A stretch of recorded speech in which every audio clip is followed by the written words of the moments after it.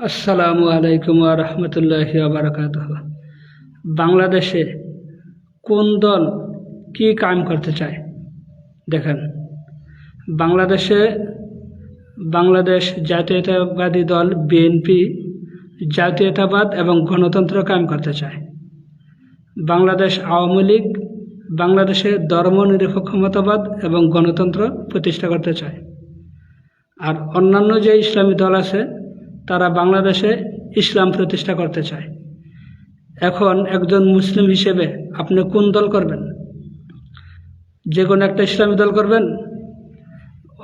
অনেকগুলো ইসলামী দল আছে, যেটা আপনার পছন্দ, হয়তো আপনার একটা পছন্দ হয় আর একটা পছন্দ হয় না। যেটা আপনার পছন্দ আপনি সেটাই করেন।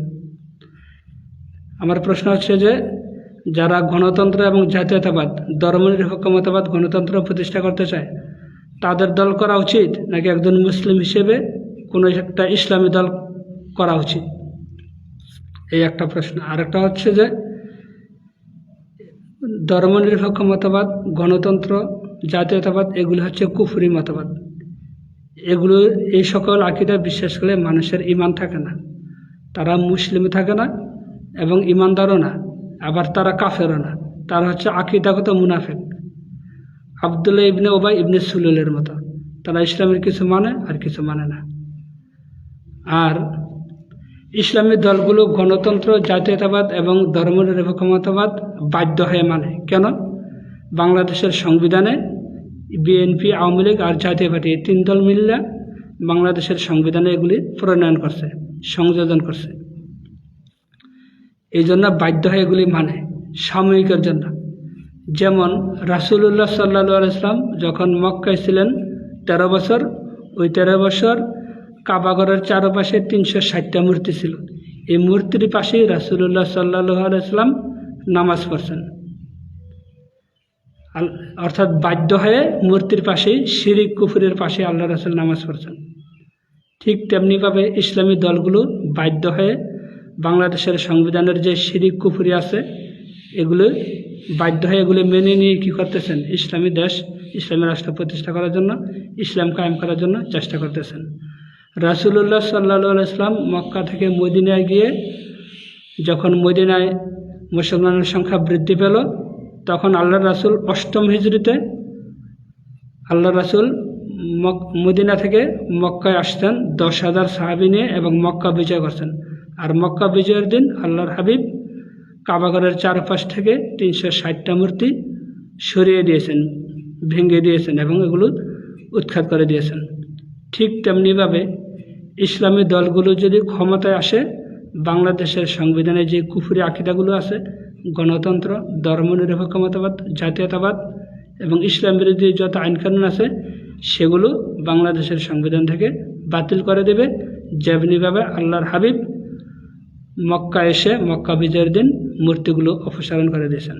আর এখানে আরেকটা বিষয় হচ্ছে যে, বাংলাদেশে যারা অমুসলিম আছে তারা তাদের ধর্মে পালন করতে পারবে। তাদের ইসলামী দল ক্ষমতায় আসলে হিন্দুরা হিন্দুদের মূর্তি পূজা করতে পারবে, খ্রিস্টানরা খ্রিস্টানদের ধর্ম, ইহুদিরা ইহুদিদের ধর্ম, অর্থাৎ যার যার ধর্ম সে পালন করতে পারবে, সমস্যা হবে না। সেটা রাসূলুল্লাহ সাল্লাল্লাহু আলাইহি ওয়াসাল্লাম এবং সাহাবীদের সময়ও পালন করছে অমুসলিমরা তাদের ধর্ম, এবং আরও বেশি সুন্দরভাবে তারা তাদের ধর্ম পালন করতে পারবে।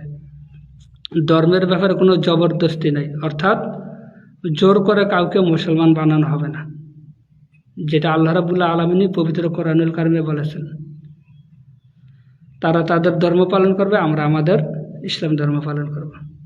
আর আরেকটা বিষয় হচ্ছে যে, আপনি যে জাতীয়তাবাদ, ধর্মনিরপেক্ষ মতবাদ, অর্থাৎ বাংলাদেশের মুসলমানরা, বিএনপি চায় জাতীয়তাবাদ কায়েম করতে মুসলমানদের মধ্যে, আর আওয়ামী লীগ চায় ধর্মনিরপেক্ষ মতবাদ গণতন্ত্র কায়েম করতে, ইসলামী দলগুলো চায় ইসলাম প্রতিষ্ঠা করতে। অর্থাৎ এইভাবে মুসলমানরা কি বিভাজনের মধ্যে আছে, বিভেদের মধ্যে আছে, অনৈক্য অবস্থায় আছে, ঐক্যহীন অবস্থায় আছে। আর ঐক্যহীন অবস্থায় থাকা কি হারাম, নাজায়েজ। ঐক্যবদ্ধ হওয়া হচ্ছে মুসলিম। সকল ধর্মের, সকল দলের মুসলমানের উচিত ঐক্যবদ্ধ হয়ে বিএনপি, আওয়ামী লীগ, জাতীয় পার্টি, জামাত, চরমনাই, খেলাফত মজলিস, ইসলামী ঐক্য ফ্রন্ট, সকলের উচিত ঐক্যবদ্ধ হয়ে আল্লাহর জমিনে আল্লাহর দ্বীন প্রতিষ্ঠা করা। আল্লাহ রাব্বুল আলামিন আমাদেরকে তৌফিক দান করেন। আর যদি আপনারা জাতীয়তাবাদ মানেন, গণতন্ত্র মানেন, ধর্মনিরপেক্ষ মতামত মানেন, তাহলে কবরে গেলে যখন প্রশ্ন করবে ফেরেশতারা যে তুমি দুনিয়ার মধ্যে তোমার দিন কি ছিল, তোমার জীবন বিধান কি ছিল, তখন আপনি কি বলবেন? যাদের দিন জীবন বিধান ইসলাম ছিল, ইসলাম প্রতিষ্ঠা করার জন্য চেষ্টা করছে, তারা বলবে যে আমাদের দিন ছিল ইসলাম। আর যারা জাতীয়তাবাদ প্রতিষ্ঠা করার চেষ্টা করছে তারা কি বলবে? তারা যদি বলে জাতীয়তাবাদ, তাহলে তাদের রক্ষা থাকবে? জান্নাতে যেতে পারবে?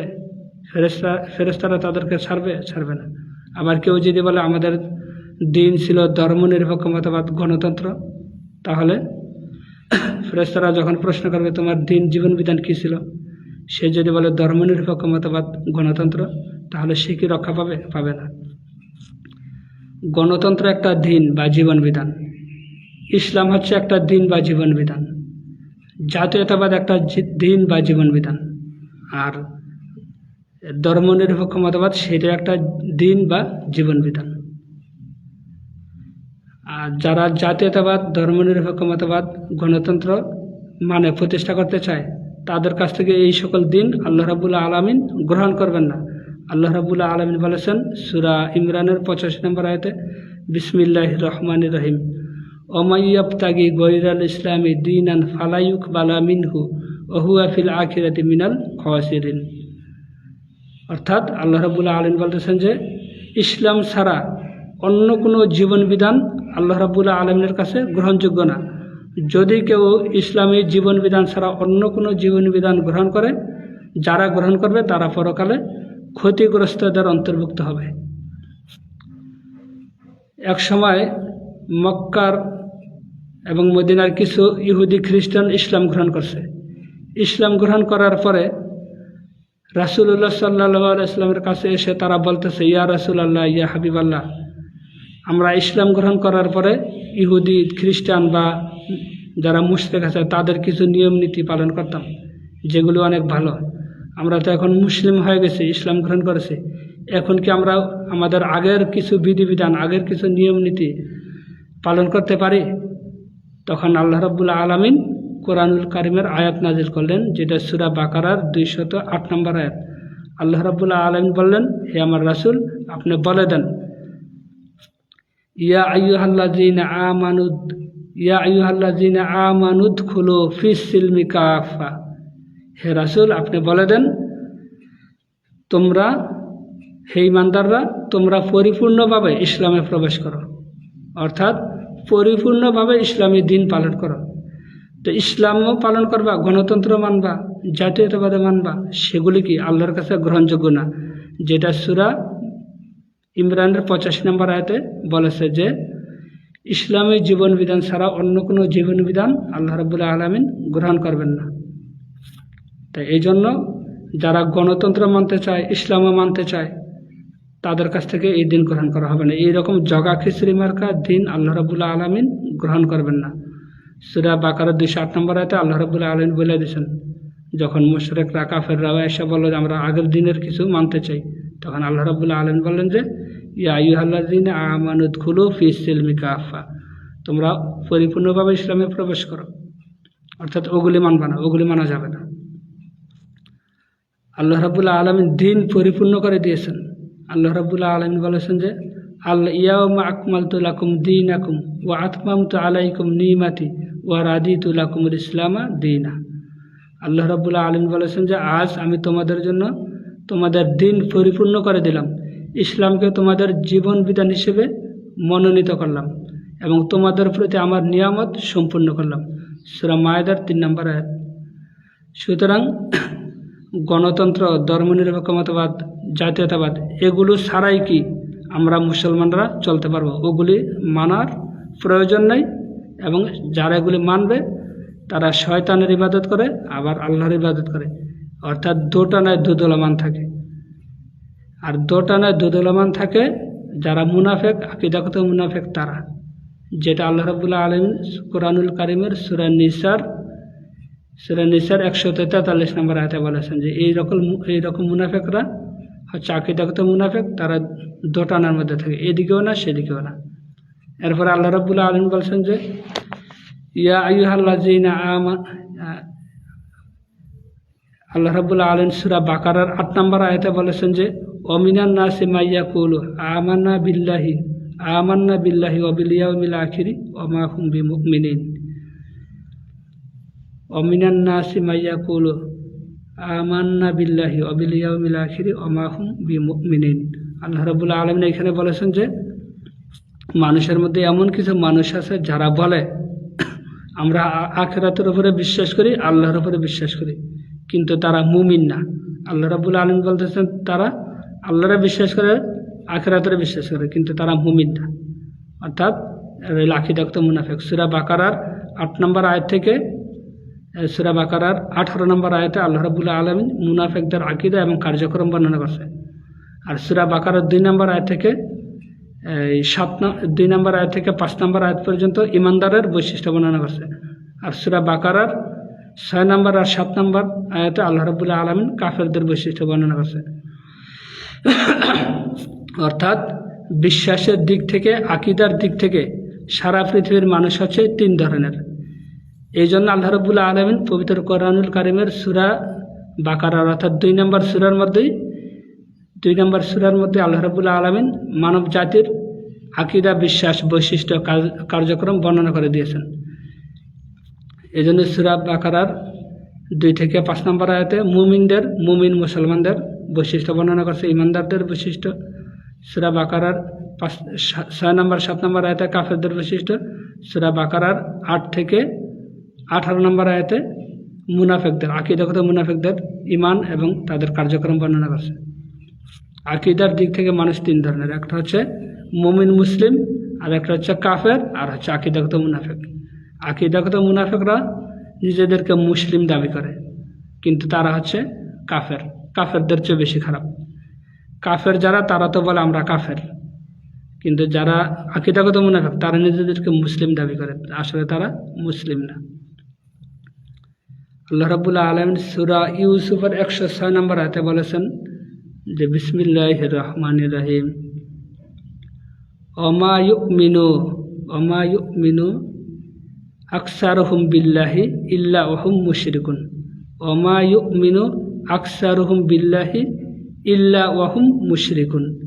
সূরা ইউসুফের 106 নম্বর আয়াতে আল্লাহ রাব্বুল আলামিন বলেন যে মানুষের মধ্যে অধিকাংশ মানুষ আল্লাহকে বিশ্বাস করে, কিন্তু তারা হচ্ছে মুশরিক।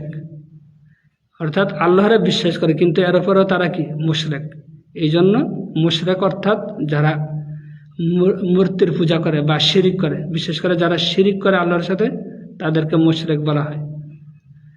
তাই দেখেন, যারা গণতন্ত্রে বিশ্বাস করে, ধর্মনিরপেক্ষ মতবাদে বিশ্বাস করে, জাতীয়তাবাদে বিশ্বাস করে, তারা শিরিক করে। তারা বলে যে আমরা শরিয়া আইন মানি না।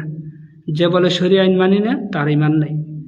বিএনপির মহাসচিব একবার বলছে শরিয়া আইন মানি না। আবার যারা পর্দা হিজাব সম্পর্কে কটাক্ষ করে, ইসলামের বিধিবিধানকে কটাক্ষ করে, তারাও কি আকীদাগত মুনাফিক, তারাও মুসলিম না। তারাও কি শিরিক করে কিভাবে, যেটা বলতেছিলাম যে শিরিক করে কিভাবে, যে আল্লাহ রাব্বুল আলামিনের ক্ষমতার সাথে শিরিক করে, আল্লাহ রাব্বুল আলামিনের সার্বভৌমত্বের সাথে শিরিক করে। কিভাবে? তারা বলে যে জনগণ হচ্ছে সকল ক্ষমতার উৎস, নাউযুবিল্লাহি মিন যালিক। অথচ আল্লাহ রাব্বুল আলামিন বলতেছেন যে সকল ক্ষমতার উৎস হচ্ছেন আল্লাহ রাব্বুল আলামিন। আল্লাহ রাব্বুল আলামিন সূরা মুলকের 1 নম্বর আয়াতে বলেছেন যে তাবারাকাল্লাযী বিয়াদিহিল মুলক ওয়া হুয়া আলা কুল্লি শাইইন কাদির। এখানে আল্লাহ রাব্বুল আলামিন বলতেছেন যে সকল ক্ষমতার উৎস হচ্ছেন আল্লাহ রাব্বুল আলামিন, সকল ক্ষমতার মালিক হচ্ছেন আল্লাহ রাব্বুল আলামিন। আর তারা বলে সকল ক্ষমতার উৎস, সকল ক্ষমতার মালিক জনগণ। জনগণের ক্ষমতাকে আল্লাহর ক্ষমতার সাথে কি করছে? শরীক করছে। এই জন্য তারা হচ্ছে মুশরিক। যে অনেক মানুষ ঈমান আনে, আল্লাহকে বিশ্বাস করে, কিন্তু তারা মুশরিক। সূরা ইউসুফের 106 নম্বর আয়াতে। এবং যারা বিএনপি আওয়ামী লীগ করে, তারা কি করে? সংবিধানে লিখে রাখছে যে সকল সার্বভৌম ক্ষমতার মালিক হচ্ছেন জনগণ, সার্বভৌম ক্ষমতার মালিক হচ্ছে সরকার। রাষ্ট্র গঠনের 4টে উপাদান, এর মধ্যে একটা হচ্ছে সার্বভৌম ক্ষমতা। এখানে ভৌগোলিক অর্থে সার্বভৌম ক্ষমতার মালিক যদি কেউ সরকার বলে তাহলে সমস্যা নাই, কিন্তু আইনগত আইন রচনা করার ক্ষেত্রে, বিধিবিধান তৈরি করার ক্ষেত্রে সার্বভৌম ক্ষমতার মালিক হচ্ছেন একমাত্র আল্লাহ রাব্বুল আলামিন। আর ভৌগোলিক অর্থ সার্বভৌম ক্ষমতার মালিক আল্লাহ রাব্বুল আলামিন। কিন্তু দেশ পরিচালনার জন্য মানুষ যে বিভিন্ন দেশে, বাংলাদেশ, ভারত, পাকিস্তান, এইভাবে বিভিন্ন দেশে বন্টন করছে, এটা জায়েজ আছে, এটা সমস্যা নেই। কিন্তু আইন রচনা করার ক্ষেত্রে, চোরের হাত কাটার ক্ষেত্রে, এরপরে ডাকাতের হাত পা কাটার ক্ষেত্রে, মুরতাদের শাস্তির ব্যাপারে, এগুলো জিনাকারীর শাস্তির ব্যাপারে, এইসব ব্যাপারে আল্লাহ রাব্বুল আলামিনের আইন মানতে হবে। আর আরেকটা বিষয় হচ্ছে যে ইসলামের এই সকল আইন যারা অমুসলিম আছে তারা ইচ্ছা করলে মানতে পারবে, ইচ্ছা করলে নাও মানতে পারে, কিন্তু যারা মুসলিম তাদেরকে মানতে হবে। আর এই সকল আইন প্রতিষ্ঠা করার জন্য রাষ্ট্রীয় ক্ষমতায় যাইতে হবে। বিএনপি, আওয়ামী লীগ, জাতীয় পার্টি তারা রাষ্ট্রীয় ক্ষমতায় ছিল 54 বছর ধরে, তারা আল্লাহর আইন প্রতিষ্ঠা করে নাই। কিছু নামাজ রোজা হজ জাকাত করছে, দান সদকা করে, কিন্তু আল্লাহর আইন মানে না, আল্লাহর আইন প্রতিষ্ঠা করে না। বরঞ্চ তারা সংবিধানে, জাতীয় সংসদে আল্লাহর আইন বাদ দিয়া মানব রচিত আইন প্রতিষ্ঠা করে। আল্লাহ আইন দিছে চোরের হাত কাটার কথা বলছে, তারা এই আইন বাদ দিয়া চোরের 10 বছরের জেল, 50 বছরের জেল, 20,000 টাকা জরিমানা, এই আইন। ডাকাইতের হাত পা কাটার কথা বলছে, তারা আল্লাহর এই আইন বাদ দিয়ে তারা কী করে, ডাকাইতের 50,000 টাকা জরিমানা, 10 বছরের জেল, যাবজ্জীবন জেল, এই ধরনের আইন। অর্থাৎ আল্লাহর আইনের বিরুদ্ধে তারা আইন তৈরি করে। অথচ যেই জায়গায় জাতীয় সংসদ স্থাপিত আছে সেই জায়গাটার মালিক হচ্ছেন আল্লাহ রাব্বুল আলামিন। লিল্লাহি মা ফিস সামাওয়াতি ওয়া মা ফিল আরদ, আসমান এবং জমিনে যা কিছু আছে সমস্ত কিছুর মালিক আল্লাহ রাব্বুল আলামিন। আল্লাহর জমিনে দাঁড়াইয়া, আল্লাহর সৃষ্টিকৃত জায়গায় দাঁড়াইয়া আল্লাহর বিরুদ্ধে যারা আইন তৈরি করে, যারা বলে আল্লাহর আইন মানি না, রাসূলের আইন মানি না, তারা কি? তারা হচ্ছে বিশ্ব সন্ত্রাসী। যেমন ধরেন, আপনার বাড়ি, আপনার ঘর আমি দখল করে যদি বলি আজকে থেকে এই ঘরে, এই বাড়িতে যারা আছে সবাইকে আমার কথা মানতে হবে, আমার কথায় চলতে হবে, তখন আপনি আমাকে কি বলবেন? সন্ত্রাসী বলবেন, দখলদার বলবেন। আপনি বলবেন যে আমাকে আপনি সন্ত্রাসী বলবেন। কারণ হচ্ছে আপনার বাড়ি, আপনার ঘর, আপনার জায়গা দখল করে যদি বলে আমার কথায় চলতে হবে, তখন আপনি বলবেন যে আমাকে সন্ত্রাসী। তা আপনার বাড়ি, আপনার জায়গা, আপনার জমিন দখল করলে আপনি যদি আমাকে সন্ত্রাসী বলেন, তাহলে যারা আল্লাহর জমিন, আল্লাহর এই পৃথিবী দখল করে বলে যে এই জমিনে, এই পৃথিবীতে আল্লাহর আইন চলবে না, রাসূলের আইন চলবে না, তারা কি? তারা হচ্ছে বিশ্ব সন্ত্রাসী। আর আল্লাহ রাব্বুল আলামিন তাদেরকে বলছেন কাফের। ওমাল্লাম ইয়াহকুম বিমা আনজালাল্লাহু ফাউলাইকা হুমুল কাফিরুন, যারা আল্লাহর আইন দিয়ে বিচার করে না তারা হচ্ছে কাফের। যারা আল্লাহ এবং আল্লাহর রাসূল এবং ইসলাম সম্পর্কে, আল্লাহর রাসূলকে, আল্লাহকে, ইসলামকে কটাক্ষ করে, বিভিন্ন সময়ে পর্দার বিধানকে কটাক্ষ করে, তারা মুরতাদ হয়ে যায়। এই মুরতাদদেরকে মৃত্যুদণ্ড দিতে হবে। এটা হলো ইসলামী আইন। বিএনপি, আওয়ামী লীগ তারা নিজেদেরকে মুসলিম দাবি করে, তারা কি এই আইন কায়েম করছে? তারা কি এই আইন রচনা করছে সংবিধানে? সংবিধানে এই আইন আছে? নাই। তাহলে তারা আল্লাহর আইন মানে না, আল্লাহর আইন দিয়ে তারা বিচার করে না। জেনাবে বিচার করলে যে শাস্তি, সেই শাস্তি তারা দেয় না। আল্লাহর এই আইন বাদ দিয়ে তারা জেল জরিমানা করে জেনাবে বিচারকারীদেরকে। তারা সুদ ভিত্তিক অর্থ ব্যবস্থা বাতিল করে না, অথচ সুদ খাওয়া হারাম। আল্লাহর আইন বাদ দিয়া তারা কি করে? ইসলাম বিরোধী আইন, সুদ ভিত্তিক ব্যাংকিং ব্যবস্থা, সুদ ভিত্তিক অর্থ ব্যবস্থা গোটা জনগণের উপরে, সারা বাংলাদেশের মানুষের উপরে এবং বিভিন্ন দেশে অমুসলিমরা গোটা জনগোষ্ঠীর উপরে ইসলামী আইন বাদ দিয়া সুদ ভিত্তিক আইন, সুদ ভিত্তিক অর্থ ব্যবস্থা চালিয়ে দিছে। তারা কি মুসলিম? যারা আল্লাহর আইনের বিরুদ্ধে আইন তৈরি করে, যারা আল্লাহর আইন মানে না, তারা কি মুসলিম? মুসলিম না। কিন্তু তারা নামাজ রোজা করে, এই জন্য আল্লাহ তাদেরকে কাফের বলে নাই, তাদেরকে বলছে আকীদাগত মুনাফিক। তারা কিছু মানে আর কিছু মানে না। আকীদাগত মুনাফিক কাকে বলে? যারা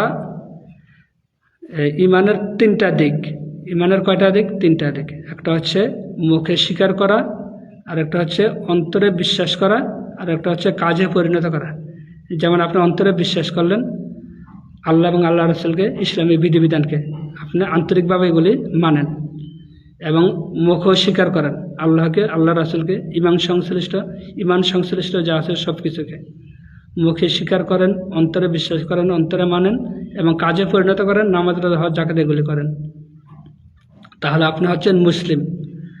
কিন্তু আকীদাগত মুনাফিক যারা, তারা দুইটা মানে আর একটা মানে না। দুইটা মানে কি? তারা মুখে স্বীকার করে লা ইলাহা ইল্লাল্লাহু মুহাম্মাদুর রাসূলুল্লাহ সাল্লাল্লাহু আলাইহি ওয়াসাল্লাম, তারা মুখে স্বীকার করে আল্লাহকে, রাসূলকে স্বীকার করে, কিন্তু আবার কাজে পরিণত করে, কিছু কিছু কাজে পরিণত করে, যেমন নামাজ রোজা হজ যাকাত করে, দান সদকা করে, এটা কাজে পরিণত করলো, কিন্তু অন্তরে বিশ্বাস করে না, আন্তরিকভাবে মানে না। আন্তরিকভাবে মানে না বিধায় তারা মাঝে মাঝে তাদের অন্তরের কথাটা মুখে প্রকাশ হয়ে যায়। কি প্রকাশ হয়ে যায়? তারা বলে যে আমরা শরিয়া আইন মানি না। তো শরিয়া আইন মানে না এবং আল্লাহর বিরুদ্ধে আইন তৈরি করে। তাদের কাজও কি? তারা যে আকীদাগত মুনাফিক, এটা তাদের কার্যকর্ম কি প্রকাশিত হয়? তারা আল্লাহর আইন বাদ দিয়ে ইহুদি খ্রিস্টানদের আইন রচনা করে, ইহুদি খ্রিস্টানের আইন দিয়ে দেশ চালায়।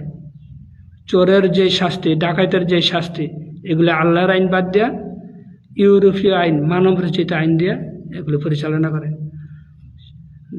গণতন্ত্র, ধর্মনিরপেক্ষ মতবাদ, কুফরি মতবাদ, এগুলি ইহুদি খ্রিস্টানদের মতবাদ, সেগুলি দিয়ে তারা দেশ চালায়। অর্থাৎ এই জন্যই তারা হচ্ছে কি আন্তরিকভাবে ইসলামকে মানে না, এই জন্য তারা ইহুদি খ্রিস্টানদেরগুলি মানে। সেই জন্য তারা আকীদাগত মুনাফিক, কিছু মানে কিছু মানে না, আন্তরিকতার সাথে মানে না, এই জন্য তাদের ইমান নেই। এই জন্য আল্লাহ রাব্বুল আলামিন বলছেন যে অধিকাংশ মানুষ আল্লাহকে বিশ্বাস করে কিন্তু তারা মুশরিক। ওমিনান নাসি মান ইয়াকুলু আমান্না বিল্লাহি ওয়া বিল ইয়াউমিল আখিরি ওয়া মা হুম বিমুমিনিন, সূরা বাকারার 8 নম্বর আয়াত। কিছু মানুষ আছে যারা বলে আল্লাহকে, মানুষের মধ্যে এমন কিছু মানুষ আছে যারা বলে আমরা আল্লাহকে বিশ্বাস করি, রাসূলকে, আখিরাতকে বিশ্বাস করি, কিন্তু তারা ইমানদার না, তারা মুমিন না।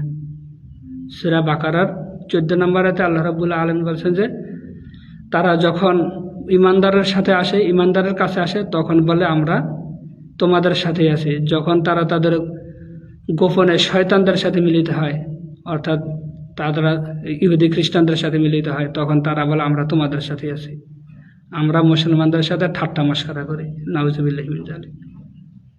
এই জন্যই তারা দুই নৌকায় পাড়া দিছে, দুইটা নয় দুদলমান। 143 নম্বর আয়াত সূরা নিসার এখানে আছে। এরকম অনেক। আর এই জন্য আল্লাহ রাব্বুল আলামিন, এবং তারা এই যে আকীদাগত মুনাফিক যারা, তারা জিহাদ করে না, জিহাদ পছন্দ করে না, অথচ জিহাদের কথা আল্লাহ রাব্বুল আলামিন 212-এরও বেশি কোরআনুল কারিমে বলেছেন। আল্লাহর জমিনে আল্লাহর দিন প্রতিষ্ঠা করা হলো ফরজ, তারা এই ফরজ মানে না, এবং যারা মানে তাদেরকে গ্রেফতার করে, জুলুম নির্যাতন করে। যারা জিহাদ করে তাদেরকে বলা হয় জঙ্গি, উগ্রবাদী, মৌলবাদী, বিভিন্ন কথা বলে, তারা কি করে? গালিগালাজ করে। তারেক রহমান যখন লন্ডনে ছিলেন তখন কি বলছে? যে বাংলাদেশকে মৌলবাদীদের অভয়ারণ্য হতে দিব না, নাউজুবিল্লাহি মিন যালিক। তাহলে দেখেন, তারা যে আকীদাগত মুনাফিক, তাদের কথাবার্তা এটা কি হয়ে যায়? প্রকাশিত হয়ে যায়। তারা কিছু মানে ইসলামের, আর কিছু মানে না। আল্লাহ রাব্বুল আলামিন বলছেন যে আফাতুমিনুনা বিবাদিল কিতাবি ওয়া তাকফুরুনা বিবাদিন, ফামা জাযাউ মাইয়াফালু যালিকা মিনকুম ইল্লা খিজউন ফিল হায়াতিদ দুনিয়া ওয়া ইয়াউমাল কিয়ামাতি ইউরাদ্দুনা ইলা আশাদ্দিল আযাব, সূরা বাকারার 85 নম্বর আয়াত। এখানে আল্লাহ রাব্বুল আলামিন বলছেন যে তোমরা কি কিতাবের কিছু অংশ মানো আর কিছু অংশ প্রত্যাখ্যান করো, তাহলে তোমাদেরকে আমি দুনিয়ার জীবনে তোমরা লাঞ্ছনা গঞ্চনার মধ্যে থাকবা, কাফের মুশরিকরা তোমাদের উপরে জুলুম নির্যাতন করবে, নিচু অবস্থায় থাকবা, এবং পরকালে তোমাদের জন্য কঠিন শাস্তি দেওয়া হবে, কঠিন শাস্তির মধ্যে নিক্ষেপ করা হবে। আজকে সারা বিশ্বের মুসলমানদের এই অবস্থা। বাংলাদেশের অধিকাংশ মানুষ এবং বিশ্বের বিভিন্ন দেশের, বিভিন্ন মুসলিম দেশের অধিকাংশ মুসলমানেরা কি আকীদাগত মুনাফিক, নিজেদেরকে মুসলিম দাবি করে। আর সারা বছর নামাজ রোজা হজ জাকাত করব, যখন নির্বাচন আসবো তখন ইসলাম বিরোধী আকীদাগত মুনাফিক যারা তাদেরকে ভোট দেয় আর বলে যে আমরা জান্নাতে চলে যাব। এত সোজা জান্নাত। আল্লাহ রাব্বুল আলামিন বলছেন যে আম হাসিবতুম আন তাদখুলুল জান্নাতা ওয়ালাম্মা ইয়ালা মিল্লাহুল্লাযিনা জাহাদু মিনকুম ওয়া ইয়ালা মাস-সাবিরিন। সূরা ইমরানের 142 নম্বর আয়াত। এখানে আল্লাহ রাব্বুল আলামিন বলছেন যে তোমরা কি মনে করেছো আমি তোমাদেরকে জান্নাত দিয়ে দিব, অথচ আমি পরীক্ষা করে দেখব না কে আমার পথে জিহাদ করে এবং কে ধৈর্য ধারণ করে। অর্থাৎ এমনি আল্লাহ জান্নাত দিত না, কে আল্লাহর দিন প্রতিষ্ঠা করার জন্য জিহাদ করে, চেষ্টা করে, সংগ্রাম করে, সাধনা করে সেটা দেখবে। আর আল্লাহর দিন প্রতিষ্ঠা করতে গেলে আকীদাগত মুনাফিকরা আর কাফেররা যে জুলুম নির্যাতন করবে ওই সময় কে ধৈর্য ধারণ করে সেটা আল্লাহ রাব্বুল আলামিন পরীক্ষা করে দেখবেন, এরপরে জান্নাত দেবেন। বিএনপি, আওয়ামী লীগ, জাতীয় পার্টি এরা কি আল্লাহর দিন প্রতিষ্ঠা করার জন্য চেষ্টা করে, জিহাদ করে? করে না। তাহলে তারা কি জিহাদ পছন্দ করে না, তারা হচ্ছে আকীদাগত মুনাফিক। আব্দুল্লাহ ইবনে উবাই ইবনে সুলুল সে মুনাফিকদের সর্দার ছিল, লিডার ছিল, আকীদাগত মুনাফিক। সেও জিহাদ করতো না। সে ওহদের যুদ্ধে রওনা হয়েছে রাসূলুল্লাহ সাল্লাল্লাহু আলাইহি ওয়াসাল্লামের সাথে, সাহাবীদের সাথে 1000 সৈন্য নিয়ে আল্লাহ রাসূল রওনা করছেন। এই 1000-এর মধ্যে এই 300 জন আব্দুল্লাহ ইবনে উবাই ইবনে সুলুল সে অর্ধেক পথ থেকে 300 জন বাগায় নিয়ে আসছে। তখন থেকেই সে মুনাফিক হিসেবে চিহ্নিত হয়েছে। অর্থাৎ সে জিহাদ করতে যাবে না, যুদ্ধ করতে যাবে না। উদ্দেশ্য ছিল মুসলমানদের সৈন্যদের মধ্যে, মুসলমানদের মধ্যে বিশৃঙ্খলা সৃষ্টি করা, ভয় সৃষ্টি করা, আতঙ্ক সৃষ্টি করা। এই উদ্দেশ্য সে ওই রাস্তা থেকে 300 জন নিয়ে ফিরে চলে আসছে এবং সে ইসলাম প্রচারে কি করছে? বাধা দিছে। এখনও বিএনপি, আওয়ামী লীগের লোকেরা ইসলাম প্রচারে বাধা দেয়। বিভিন্ন ওয়াজ মাহফিলে 144 ধারা জারি করে, ওয়াজ মাহফিলে বাধা দেয়। জামাত ইসলামের লোকেরা বা ইসলামী দলের লোকেরা যদি কোনো ঘরের মধ্যে বসে কোরআন হাদিসের আলোচনা করে তখন তারা বলে যে এটা জঙ্গিদের আলোচনা চলতেছে। ইসলামী বইকে তারা জঙ্গি বই হিসেবে উপস্থাপন করে, জঙ্গির নাটক সাজায়। অর্থাৎ ইসলাম প্রচারে, ইসলামী দিন শিক্ষার ব্যাপারে তারা কি করে? বাধা দেয়। কিছুদিন আগে কুমিল্লা 6 আসনের যে সংসদ সদস্য মনিরুল ইসলাম, তার একটা ভিডিওতে দেখলাম সে বলতেছে যে ইসলামের ইতিহাস ও সংস্কৃতি যেই পাঠ্যপুস্তক আছে ইন্টারমিডিয়েট এবং ডিগ্রি, অনার্স, মাস্টার্সের, এগুলিতে সে তুচ্ছ তাচ্ছিল্য করে বলতেছে চিড়িয়াখানায় পাঠিয়ে দেওয়ার জন্য, অর্থাৎ এগুলি বন্ধ করে দেওয়ার জন্য, এগুলি যাতে না শিখায়। নাউজুবিল্লাহি মিন যালিক। অর্থাৎ তারা যে আকীদাগত মুনাফিক তাদের এই কথাবার্তায় কি ফুটে ওঠে, বোঝা যায়। আর আওয়ামী লীগ যে আকীদাগত মুনাফিক এটা কীভাবে বুঝবেন? তারা সংবিধানে আল্লাহর উপরে পরিপূর্ণ আস্থা এবং বিশ্বাস এটা সরাই দেয়া তারা কি করছে? ধর্ম নিরপেক্ষ কুফরি মতবাদ প্রতিষ্ঠা করছে, সংযোজন করছে। ঢাকা বিশ্ববিদ্যালয়ের মনোগ্রাম থেকে রাব্বি জিদনি ইলমা, কোরআনুল কারিমের সূরা তোহার 114 নম্বর আয়াতের অংশ এটা তারা সরাই দিছে। কাজী নজরুল ইসলাম কলেজ ঢাকার একটা কলেজের নাম, সেখান থেকে তারা ইসলাম শব্দ সরাই দিছে। এরপর ঢাকা বিশ্ববিদ্যালয়ের একটা হলের নাম ছিল সলিমুল্লাহ মুসলিম হল, সেখানে তারা মুসলিম শব্দ বাদ দিয়ে দিছে, সলিমুল্লাহ হল রাখছে। অর্থাৎ ইসলাম তাদের সহ্য হয় না। তাদের আন্তরিক, অর্থাৎ তারা যে নামাজ রোজা করে তারা মুখে স্বীকার করে, কাজে কিছু আমল করে, অন্তরে অবিশ্বাস করে, অন্তরে বিদ্বেষ পোষণ করে। আর এই জন্যই তারা হচ্ছে আকীদাগত মুনাফিক। ইমানদার হইতে হলে অন্তরে বিশ্বাস করতে হবে, মুখে স্বীকার করতে হবে, আমল করতে হবে। আর তারা দুইটা করে, আরেকটা করে না। আব্দুল্লাহ ইবনে উবাই ইবনে সুলুল এমন ছিল। এই আব্দুল্লাহ ইবনে উবাই ইবনে সুলুল ইসলাম প্রচারে বাধা দিয়েছে। আল্লাহ রাসূল একদিন সাহাবীদেরকে নিয়ে ইসলাম প্রচার করতে গেছে। এই আব্দুল্লাহ ইবনে উবাই ইবনে সুলুল কয়ে রাসূলুল্লাহ সাল্লাল্লাহু আলাইহি ওয়াসাল্লামকে বলল যে আপনার কাছে যারা যাবে তাদের কাছে আপনি ইসলাম প্রচার করেন, আপনি এখানে আসছেন কেন? আপনার এই যে গোড়া ওঠ হাঁটাচলা করে, এটা যে দুলবালু ওরে এগুলো আমাদের শরীরে আসে। আপনি আপনার বাড়ি থেকে ইসলাম প্রচার করেন, এখানে করেন না। নাউজুবিল্লাহি মিন যালিক। আল্লাহর জমিনে দাঁড়ায় আল্লাহর বিরুদ্ধে কথা বলে, আল্লাহর রাসূলের বিরুদ্ধে কথা বলে, সে কি মুসলিম? সে মুসলিম না, সে হলো আকীদাগত মুনাফিক। অথচ সে কিন্তু আল্লাহর রাসূলের পিছনে মসজিদে নববীতে দাঁড়ায় আল্লাহর পিছনে আল্লাহর রাসূলের পিছনে নামাজ পড়ছে, 5 ওয়াক্ত নামাজ পড়ত, হজ জাকাত দান সদকা সবই করত, কিন্তু সে ছিল আকীদাগত মুনাফিক। কেন? সে যখন মৃত্যুবরণ করলো, তার ছেলে আব্দুল্লাহ এসে বলল, ইয়া রাসূলুল্লাহ, আমার বাবাকে জানাজা আপনি পড়ান, আপনার গায়ের একটা পোশাক দিয়ে আমার বাবার কাফনের কাপড় দেন। আল্লাহ রাসূল সেটাই করলেন।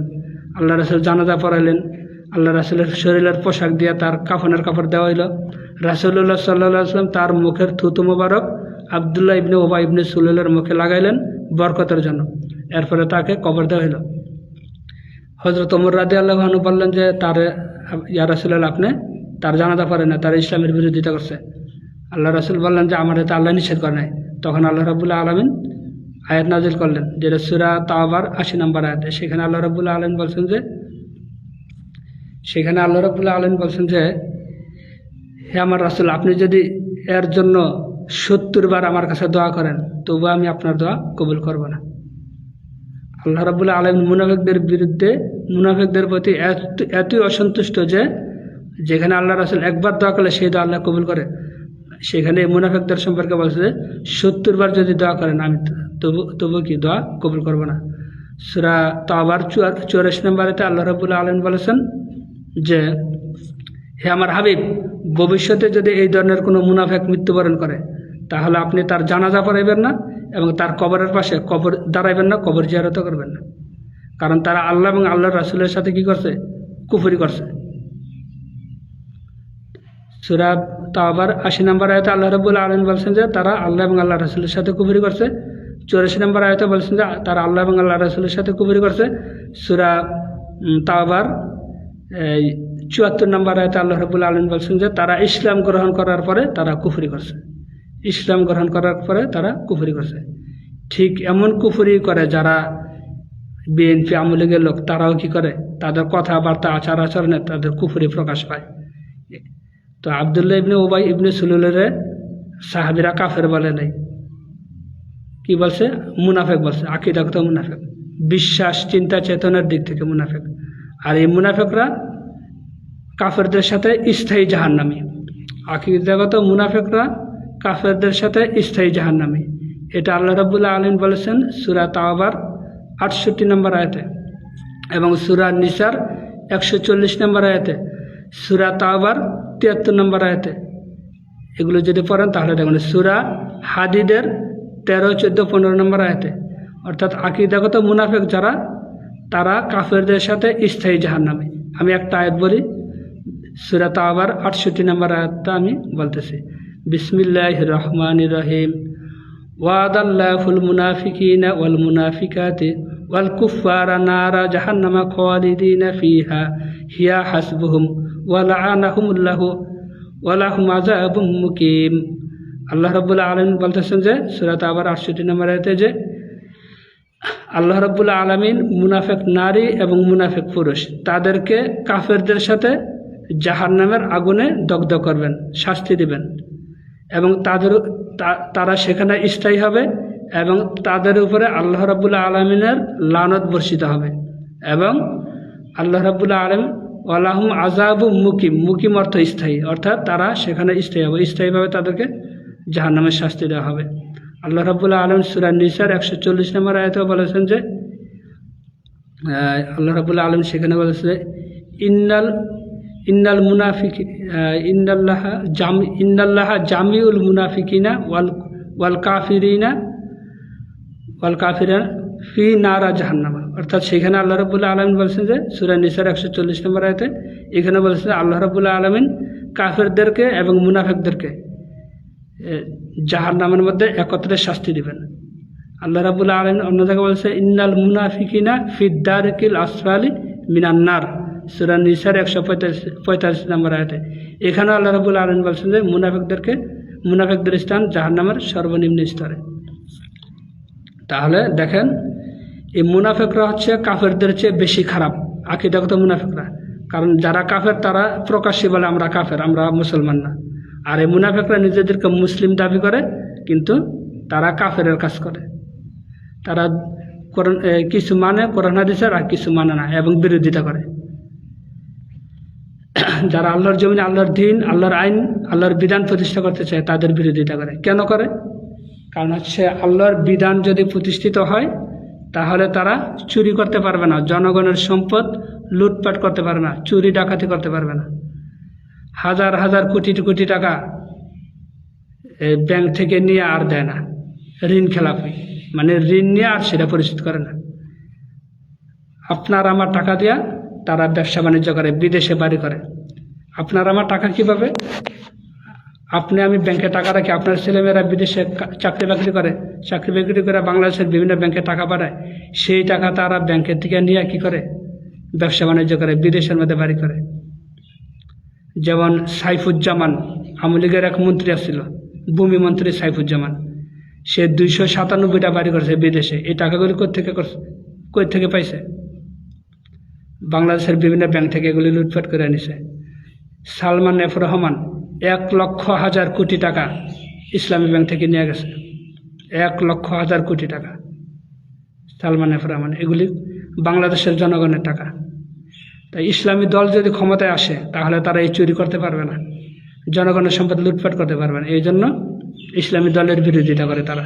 আওয়ামী লীগ, বিএনপি সহ যারা বামপন্থী আছে, সাংবাদিক বলেন, বুদ্ধিজীবী বলেন, ইসলাম বিরোধী, এরা এই জন্য কী করে? ইসলামী দলকে ক্ষমতায় আসতে দেয় না। ডিসিএসপি, সচিব, এরা বিভিন্ন ঘুষ খায়, চাঁদাবাজির অংশ পায়, চাঁদাবাজির টাকা পায়। যেমন 2-1জন সৎ ডিসিএসপি আছে, তাদের চাকরি থাকে না।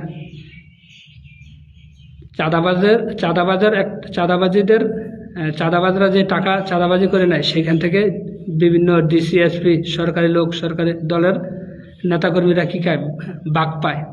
এই যে মাদক ব্যবসার সাথে সংসদে হোমনার যেই সংসদ সদস্য সেলিম ভুঁইয়া, উনিও সংসদে বলছে যে এই মাদক ব্যবসায়ীরা যে টাকা পয়সা নেয় মাদক ব্যবসা করে, সেটার কিছু অংশ পুলিশেরা পায়।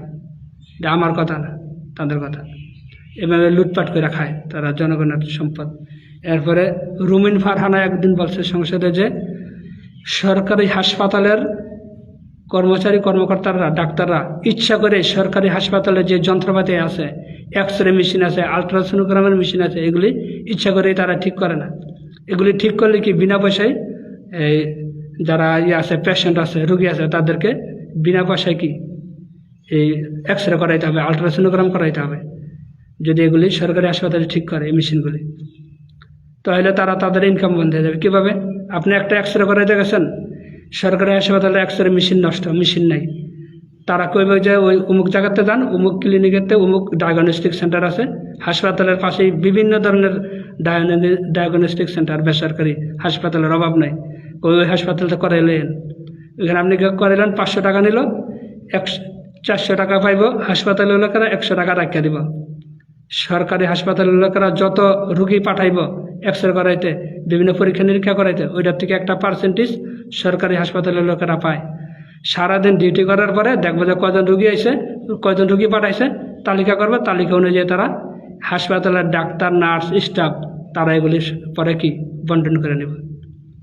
এখন যদি 50 জন রুগী পাঠায় তাহলে 5,000 টাকা পাইতেছে।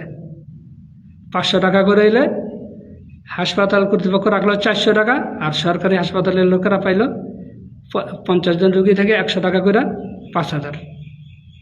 এই জন্য সরকারি হাসপাতালের লোকেরা এগুলি করে না, তাদের ইনকাম বন্ধে দেব। ইসলামী দল ক্ষমতায় গেলে সরকারি হাসপাতালে যত যন্ত্রপাতি লাগে এগুলি সব সরকার দেব, ইসলামী সরকার দেব। এই জন্য হাসপাতালের ডাক্তার, নার্স এরাও কি ইসলামী দলের বিরোধিতা করে।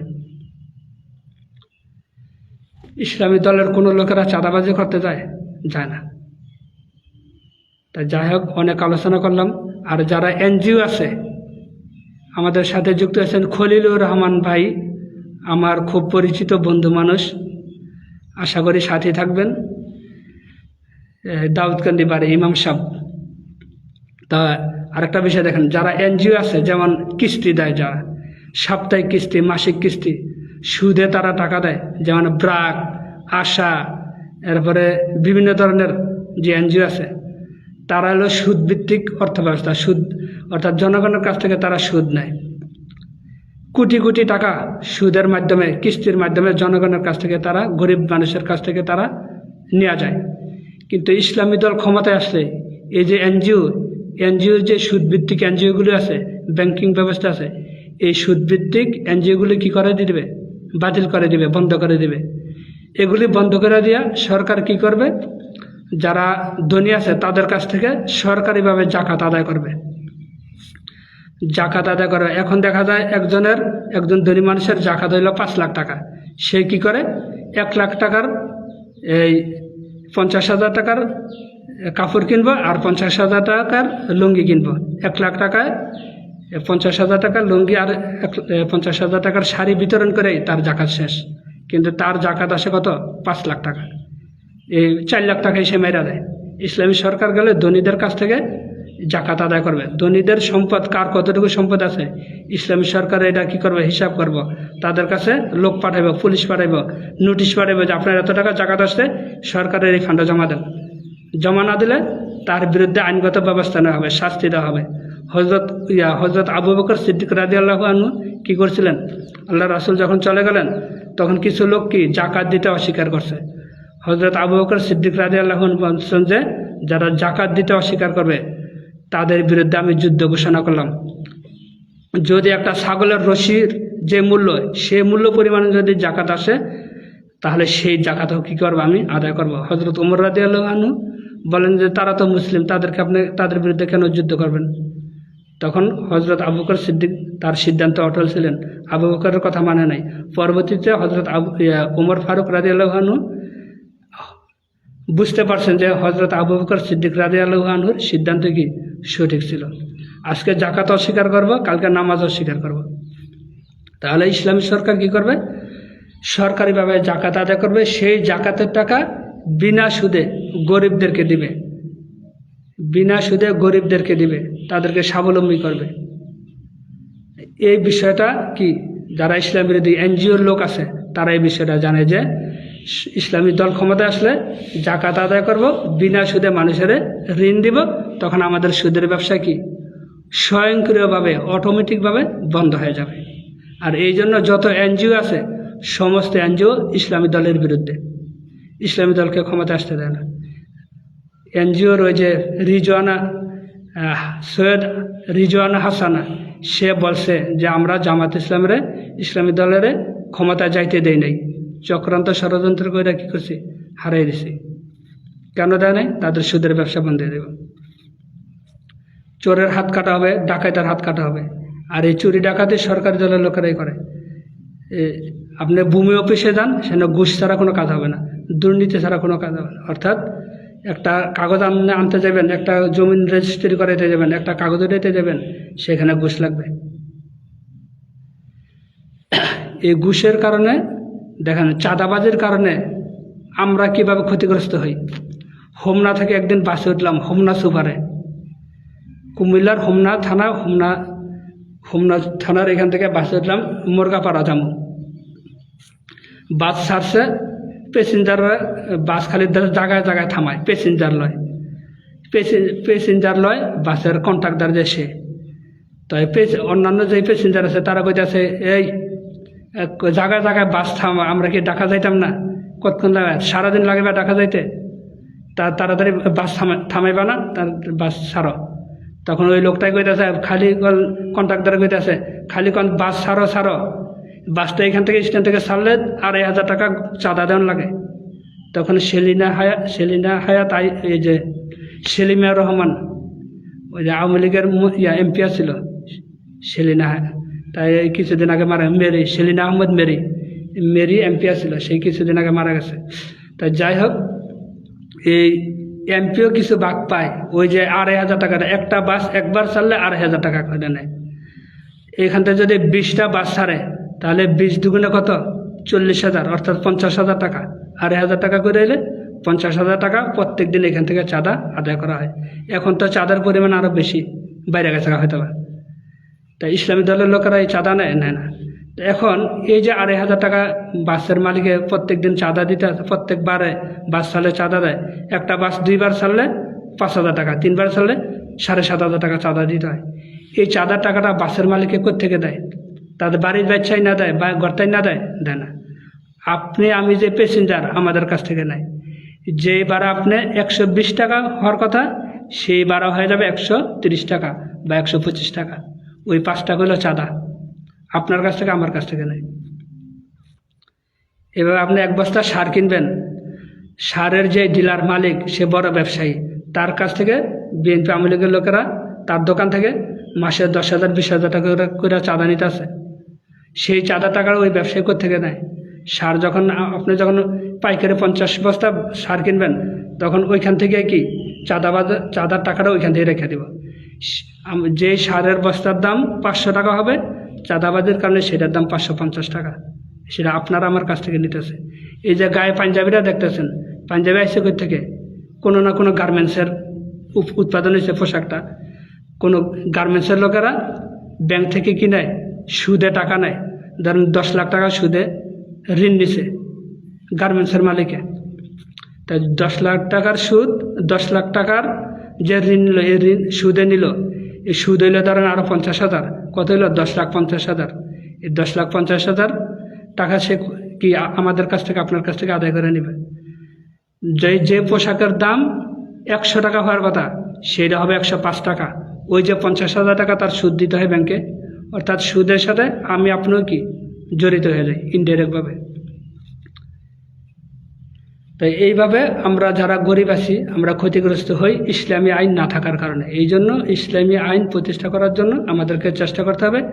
আর ইসলাম বিরোধীরা, ইসলামী দল যাতে ক্ষমতা আসতে না পারে, সেই জন্য তাদেরকে উগ্রবাদী, মৌলবাদী, জঙ্গিবাদী নানান ধরনের ট্যাগ দেয় না। রাজাকার, আল বদর, আল শামস, তারা মদিনার ইসলাম চায়। মদিনার ইসলাম স্যার, ইসলামের মধ্যে তো স্বরাষ্ট্রমন্ত্রী বলছিল আমরা মদিনার ইসলামের দেশ চালামো, আমরা মদিনার ইসলাম পালন করি। আর জামায়াত ইসলাম মওদুদের ইসলাম পালন করে। তোরা মদিনার ইসলাম কি পালন করস? তার হলো ভোট পাওয়ার জন্য একটা মিথ্যা কথা বলে। এই মুনাফিকদের একটা চরিত্র হলো মিথ্যা কথা বলা। ভোট পাওয়ার জন্য বলছে যে আমরা মদিনার ইসলাম পালন করি। মদিনার ইসলামে তো আসছিল চোরের হাত কাটা, ডাকাতের হাত পা কাটা, জেনা ব্যভিচারের বিবাহিত জেনা ব্যভিচার যারা করে বিবাহিত ব্যক্তি, তাদেরকে পাথর মেরে হত্যা করা। যারা মুসলমান থেকে অমুসলিম হয়ে যায়, মুরতাদ হয়ে যায়, তাদেরকে মৃত্যুদণ্ড দেওয়া। এমন 9টা আইন আছে, 9টা আইন আছে যেগুলো ইসলামী রাষ্ট্র ছাড়া, রাষ্ট্রীয় ক্ষমতা যাওয়া ছাড়া মুসলমানরা কি পালন করতে পারে না। তা আল্লাহ রাব্বুল আলামিন আমাদেরকে বিষয়গুলো বোঝার, আমল করার তৌফিক দান করুন। যেগুলো সঠিক বলছি সেগুলো আমল করার তৌফিক দান করুন, যেগুলো ভুল বলছি সেগুলি থেকে বিরত থাকার তৌফিক দান করুন। আসসালামু আলাইকুম ওয়া রাহমাতুল্লাহি ওয়া বারাকাতুহু।